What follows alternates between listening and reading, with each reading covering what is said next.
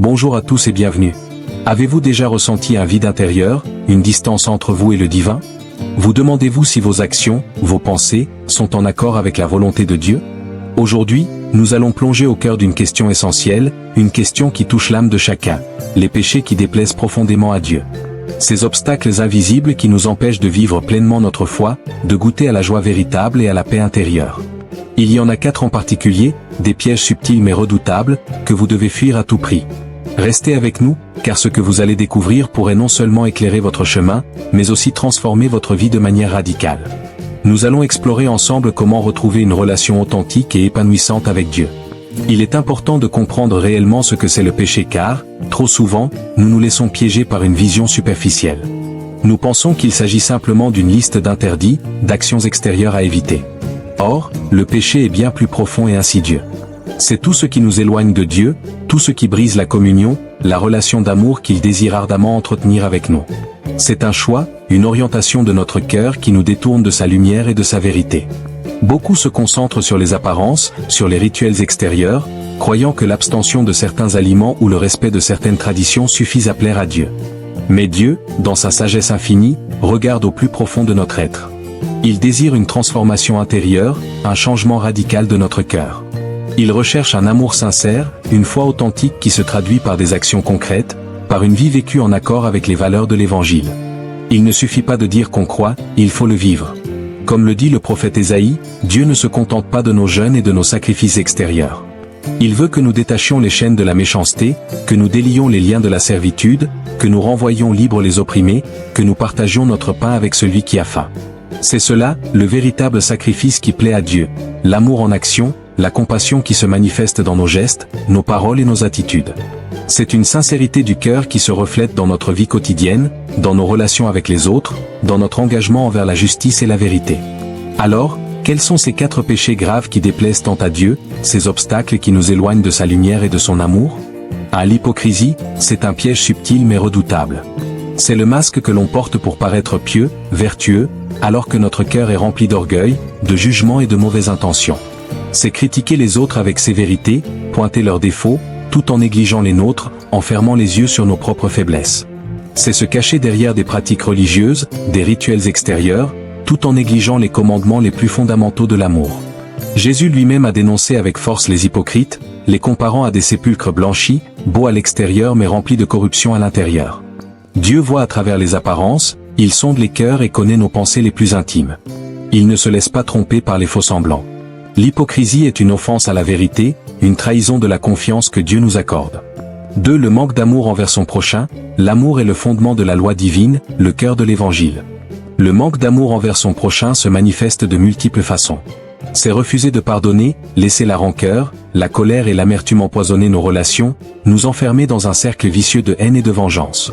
C'est négliger sa famille, ses parents, ses enfants, oublier que la famille est le premier lieu où l'amour doit s'épanouir, où nous sommes appelés à nous aimer et à nous soutenir mutuellement.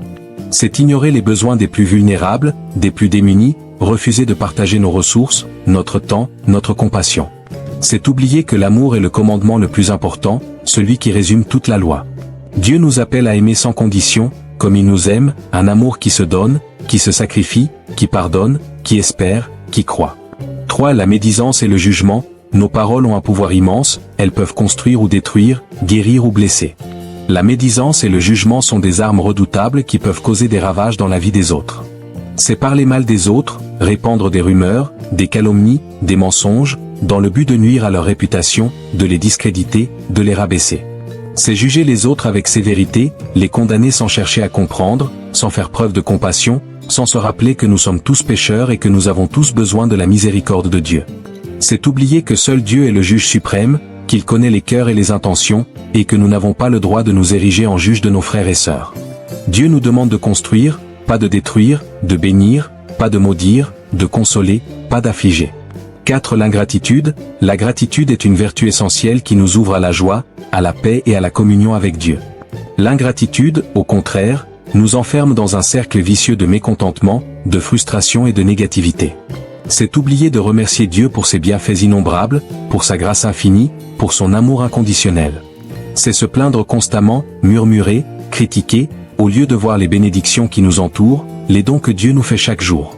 C'est prendre pour acquis ce que nous avons, sans réaliser que tout est grâce, que tout est don de Dieu. Un cœur reconnaissant plaît à Dieu, il attire sa bénédiction, il nous remplit de joie et de paix. L'ingratitude, au contraire, nous éloigne de Dieu, nous rend aveugles à sa présence et à son action dans notre vie. Alors, comment pouvons-nous fuir ces péchés et vivre une vie qui plaît à Dieu? 1. Cultiver l'amour est la clé. Il guérit les blessures, répare les relations brisées et nous rapproche de Dieu. Pardonnez, libérez-vous du fardeau de la rancœur. Pardonner ne signifie pas oublier, mais choisir de ne plus laisser le passé empoisonner votre présent.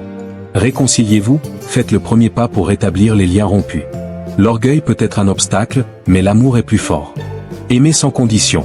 Aimez votre famille, vos amis, même ceux qui vous ont blessé. L'amour de Dieu est inconditionnel, et il nous appelle à faire de même. 2. Soyez humbles, l'humilité est la porte d'entrée de la grâce de Dieu. Reconnaissez vos erreurs, nul n'est parfait. Admettre nos fautes nous permet de grandir et de nous améliorer. Demandez pardon, l'orgueil nous empêche de demander pardon. Mais l'humilité nous ouvre les portes de la réconciliation. Ne jugez pas, seul Dieu connaît le cœur de chacun.